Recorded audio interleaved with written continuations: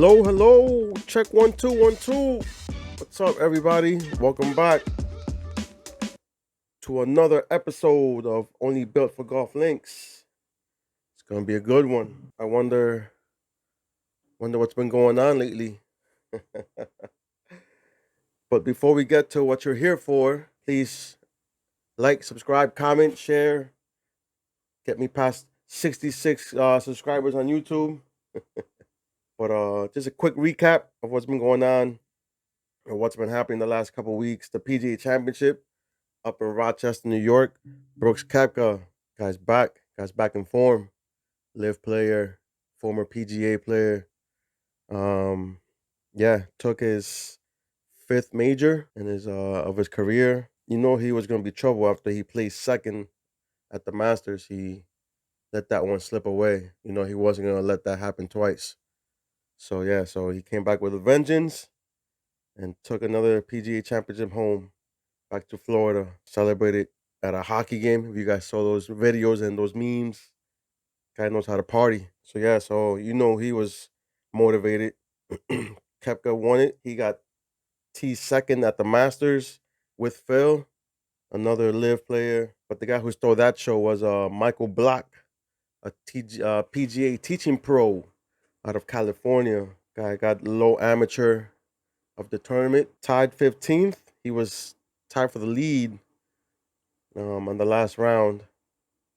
Oh no, not tied, like top 2 or 3. I forget what it was, but at the beginning of that fourth round, paired off with Rory McIlroy. Yeah, man, that guy an ace on Championship Sunday.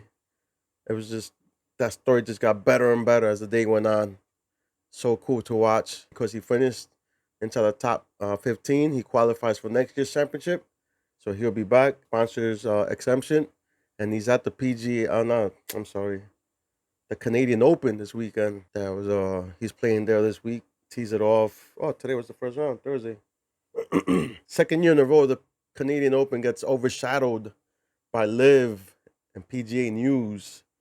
Last year was the Live event was their first event was like the week after this one, and all the players jumped ship last year this time right before the Canadian Open started, so overshadowed that. This year, big bombshell got dropped on the golfing world. PGA and the Live merger. Shout out to my boy Greg. Broke the news to me on Tuesday morning via text. I'm driving to work. He text message says, "Is this merger true? Is this merger for real?" I thought he was talking like work stuff. I'm like, oh boy, what now? So I'm like, what do you mean? He sends me the article.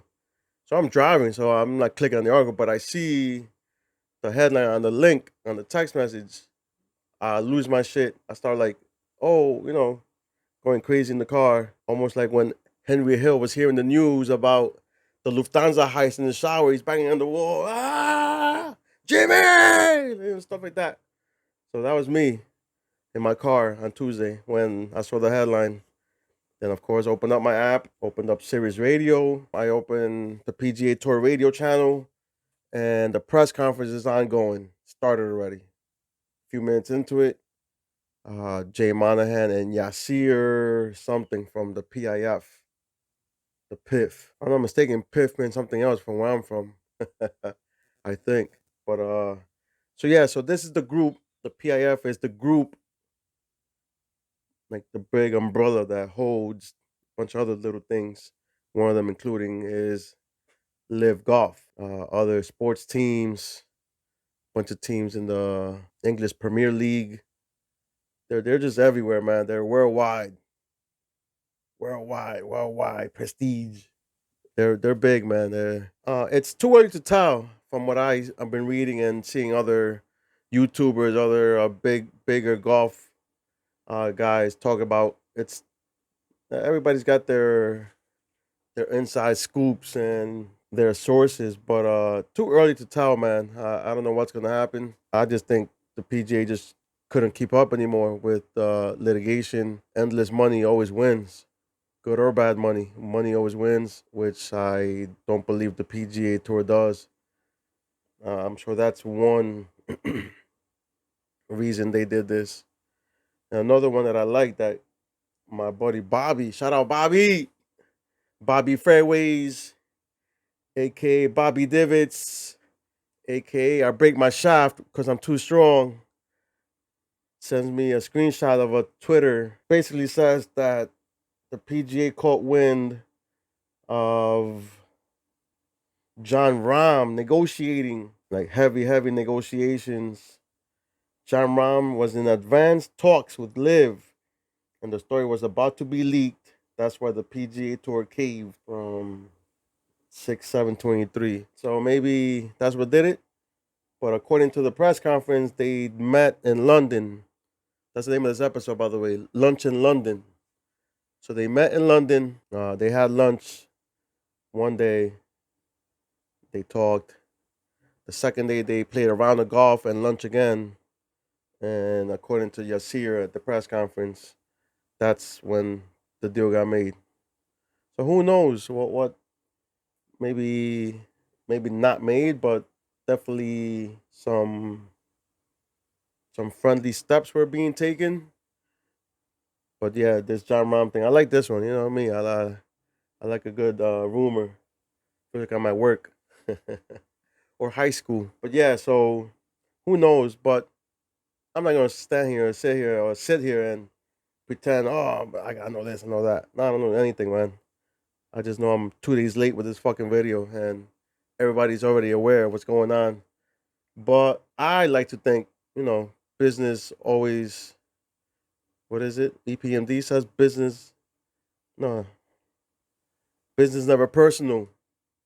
So yeah, so money always wins. My father used to say in Spanish, "Con dinero baila el perro." With money, you could get the dog to dance. That's what I think happened there. I think personally, Jay Monahan's walking around with a fucking trunk full of fucking suitcases of money. That's what I think, but that's just me. But what I would like to see, here's my idea of how this merger would work. Check this out. Let me know what you guys think. They play alternating weeks, so they'll never go up against each other on for TV schedules or TV ratings. They'll play odd number weeks. PGA does. Live plays even number weeks. So like that, they can go back and forth. So the current Live teams play their Live events, but also PGA guys, new guys that never made the jump, can form a team. My idea is Justin, Jordan, Ricky, and Scotty Scheffler. I don't know have a name for them, but yeah, they could go over on the Live weekend, compete there as a team, kick some ass, and then come back the weekend after and play their PGA event in shorts. Back to not back to him, but just that'd be one of the new agreements of this merger. Shorts, range finders, speed up the game.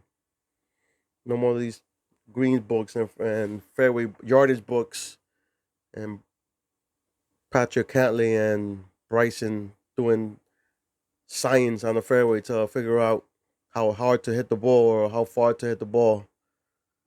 That'd be my if I was to be CEO or commissioner or something.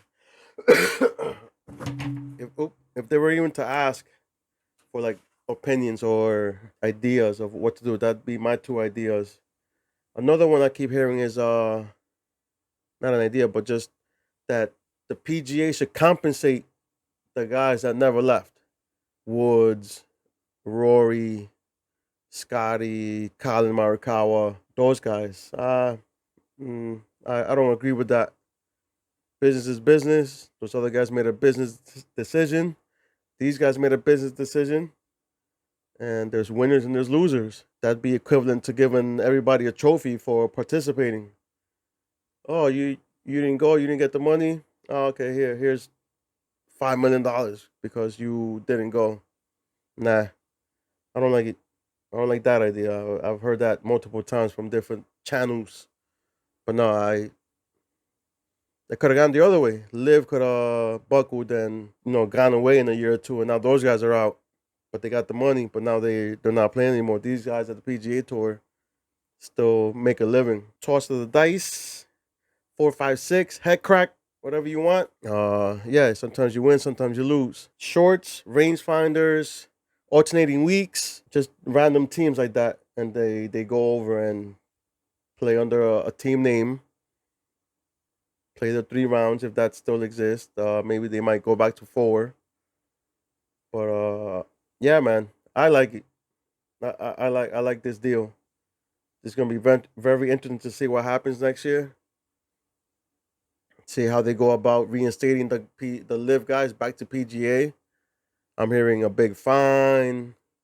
I'm hearing qualification through the Corn Ferry and all that stuff like that. Those guys were already there. It should be a breeze, I think, for those guys. But yeah, right now the big winners are Liv, Phil Mickelson, and Greg Norman. Even though I'm hearing Greg Norman might be out, maybe that was part of the deal.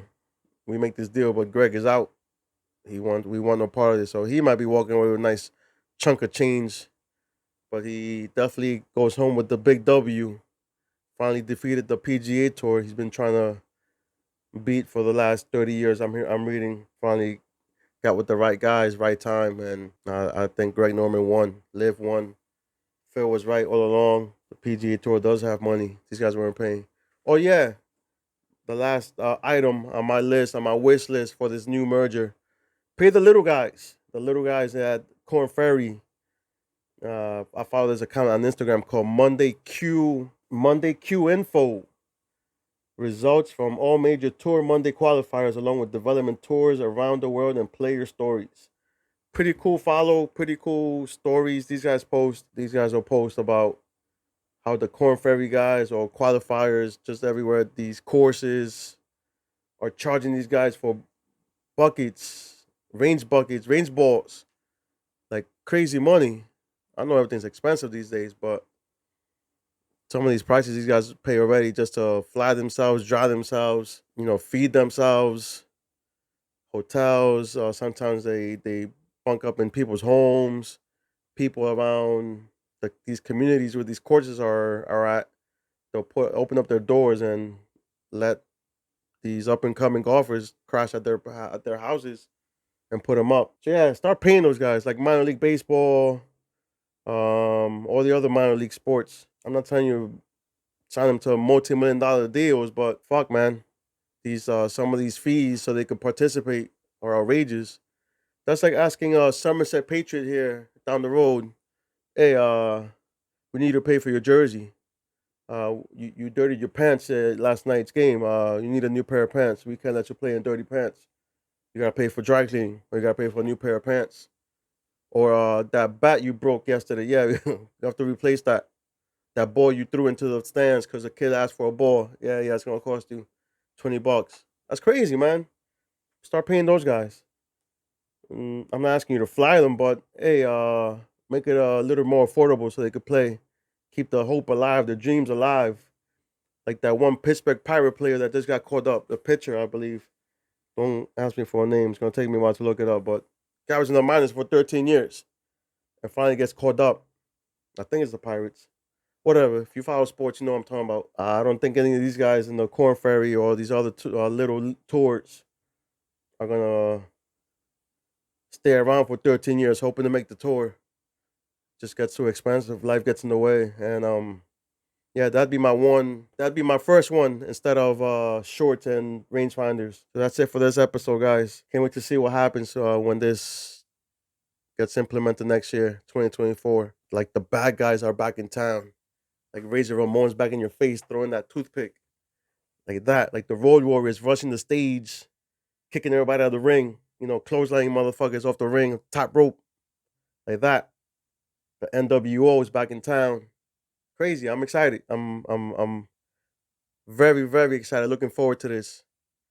All right, guys, that's it. Nice and short, sweet, and let's see what else. Check out the purple tape with my purple tape kicks. Shout out to J Mac Customs LLC. I'll tag him on the video. I shouted out him last time. I don't think I tagged him. But yeah, nothing new. I'm working on some little things. No, nothing fancy. Coming your way soon. I'll let you know when that drops. All right. Peace.